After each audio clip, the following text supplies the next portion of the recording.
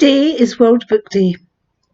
World Book Day is all about reading and sharing books with children because it feeds their brain, it helps them to learn new words and to grow their vocabulary.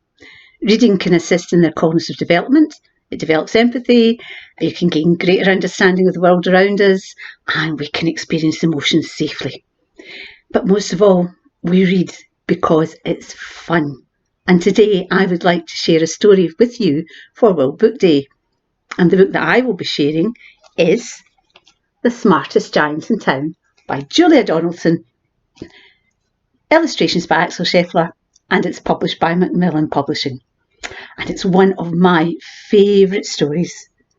So if you're settled nicely, I'm just about to begin.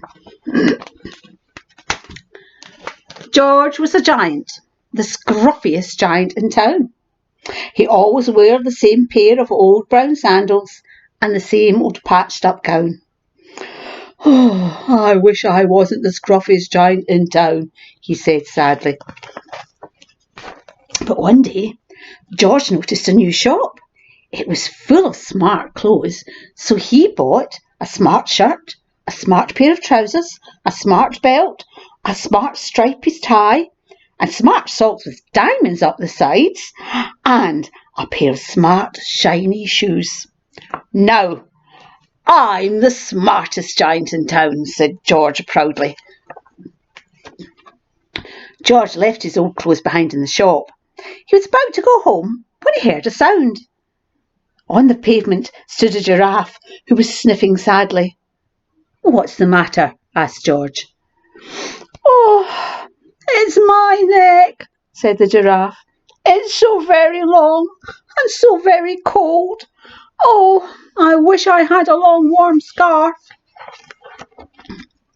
"Cheer up," said George, and he took off his stripy tie. "It didn't match my socks anyway," he said, as he wound it round and round the giraffe's neck.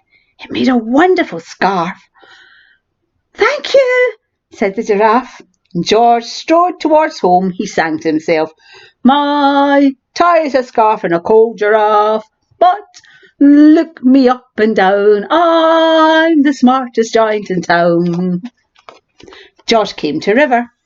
On a boat stood a goat who was bleating loudly. "What's the matter?" asked George.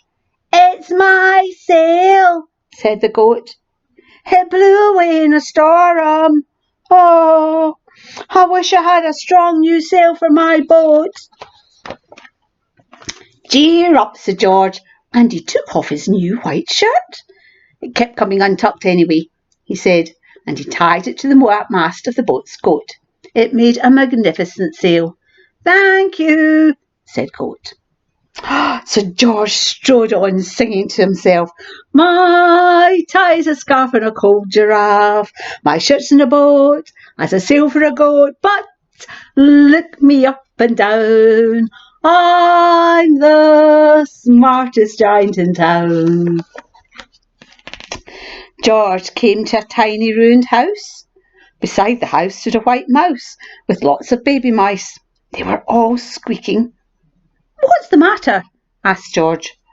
"It's our house," squeaked the mother mouse. "It burned down and now we have nowhere to live. Oh, I wish we had a nice new house." "Cheer up," said George, and he took off one of his shiny shoes. "It was giving me blisters anyway," he said, as the mouse and her babies scrambled inside. The shoe made a perfect home for them. "Thank you," they squeaked, and George had to hop along the road now. But he didn't mind, and as he hopped, he sang to himself, "My tie's a scarf for a cold giraffe, my shirt's in a boat, as a sail for a goat, my shoe is a house for a little white mouse, but look me up and down, I'm the smartest giant in town." George came to a campsite. Beside a tent stood a fox who was crying. "What's the matter?" asked George. "It's my sleeping bag," said the fox. "I dropped it in a puddle. Oh, I wish I had a warm, dry sleeping bag." "Cheer up," said George, and he took off one of his socks with diamonds up the side. It was tickling my toes anyway, he said, and Fox snuggled into it. It made a very fine sleeping bag. Thank you, said Fox. Oh, George hopped on, singing to himself. My tie is a scarf for a cold giraffe. My shirt's in a boat as a sail for a goat. One of my shoes is a house for a little white mouse. One of my socks is a bed for a fox. But look me up and down, I'm the smartest giant in town. George came to a big squelchy bog. Beside the bog stood a dog who was howling. What's the matter? asked George. It's this bog, said the dog. Oh, I need to get across, but I keep getting stuck in the mud. Oh, I wish there was a safe, dry path. Cheer up, said George, and he took off his smart new belt. It was squashing my tummy anyway, he said. As he laid it down over the bog, it made an excellent path. Thank you, said the dog. Well, the wind started to blow, but George didn't mind. He skipped along, singing his song. My tie's a scarf for a cold giraffe. My shirt's in a boat as a sail for a goat. My shoe's a house for a little white mouse. One of my socks is a bed for a fox. My belt helped a dog who was crossing a dog. But my trousers are falling down. I'm the coldest giant in town. Suddenly George felt sad and shivery and not at all smart. He stood on one foot and thought, I'll have to go back to the shop and buy some more clothes, he decided. He turned round and hopped all the way back to the shop. But when he got there, it was closed. Oh no! cried George. He sank down into the doorstep and a tear ran down his nose. He felt so sad at all the animals he'd met on his way home. Then, at the corner of his eye, he saw a bag with something familiar poking out of the top. George took a closer look. My gown, he yelled. My dear old gown and sandals. George put them on. They felt wonderfully comfortable. I'm the cosiest giant in town, he cried, and he danced back home along the road.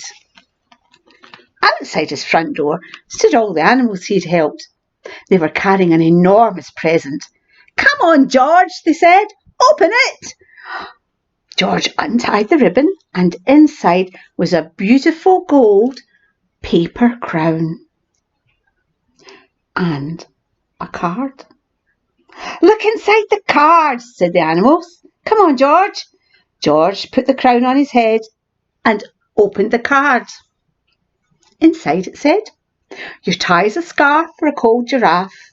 Your shirt's in a boat as a sail for a goat.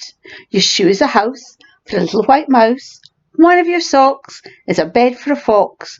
Your belt helped a dog who was crossing a bog. So here is a very fine crown to go with the sandals and gown of the kindest giant in town. And that was The Smartest Giant in Town by Julia Donaldson and Axel Scheffler, published by Macmillan. And I read that to you because it's World Book Day today. This year World Book Day is a little bit different. There's lots of free events online and you can get to them by going onto your computer and going onto worldbookday.com. Normally, World Book Day distribute over 30 million £1 book tokens every year to children and young people. That enables them to either purchase a free book, especially written by some of their favourite authors, or they can use it to get £1 off of a new book that they want, any book that they want to purchase, so long as it costs more than £2.99. So if you've got your free book token, try and pick up a book when you're out shopping at the supermarket, or hang on to it until your bookshop opens, and I'm sure you'll be able to pick up a World Book Day book then.